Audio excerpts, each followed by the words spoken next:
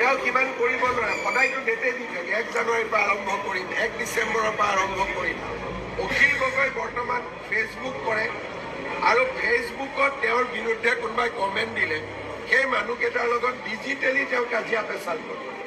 গতিকে তেওঁ এতিয়া ডিজিটেল মাধ্যমৰ মানুহ, প্ৰেক্টিকেল ফিল্ডৰ তেওঁ এতিয়া নহয় আৰু। ছাৰ, এইখন যুদ্ধৰ কাৰণে যিহেতু AUDF বা কংগ্ৰেছ বা ৰাইজৰ দল একত্ৰিত হ'ব পাৰে, বদৰুদ্দিন আজমলে কৈছে যে এবাৰ বিজেপি সেইটো কাৰণে ফাইনেল। মানে আমি 5 বছৰ ভাল চৰকাৰ চলাইছো আৰু আমাৰ দল বহুত তৃণমূল পৰ্যায়লৈকে যাব পাৰিছে। সেইকাৰণে বিৰোধীৰ কি হৈছে কি হোৱা নাই তাক আমি বহুত চিন্তা কৰা নাই। আমি মাত্ৰ আমাৰ সভাপতি মহোদয়ে এইমাত্ৰ ভিতৰত কৈছে যে আমাৰ টাৰ্গেট এইবাৰ 50%ৰ ওপৰত ভোট লোৱা। গতিকে আমি আমাৰ ৰেকৰ্ডবিলাক ভাল কৰিবৰ কাৰণে চেষ্টা কৰি আছো। বিৰোধীৰ কোনোবা দিনা তেওঁলোকে ক'ব আমি লিলি হোটেলত বহিম, কোনোবা দিনা ক'ব বিহালী ধাবাত গৈ বহিম, কোনোবা দিনা ক'ব দিল্লীত ৰাহুল গান্ধীৰ ঘৰত গৈ বহিম।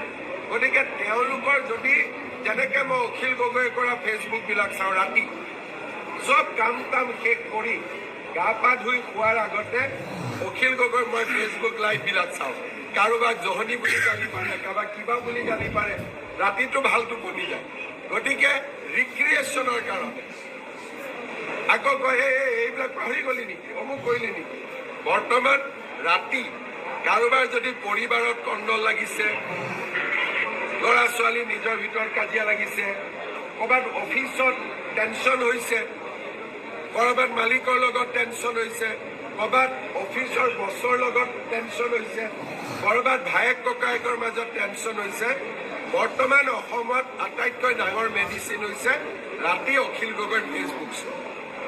আৰু মই নিজে চাওঁ, মই এক প্ৰকাৰ ফেন হৈ গৈছোঁ অখিল গগৈৰ ফেচবুক লাইভ চোৱা।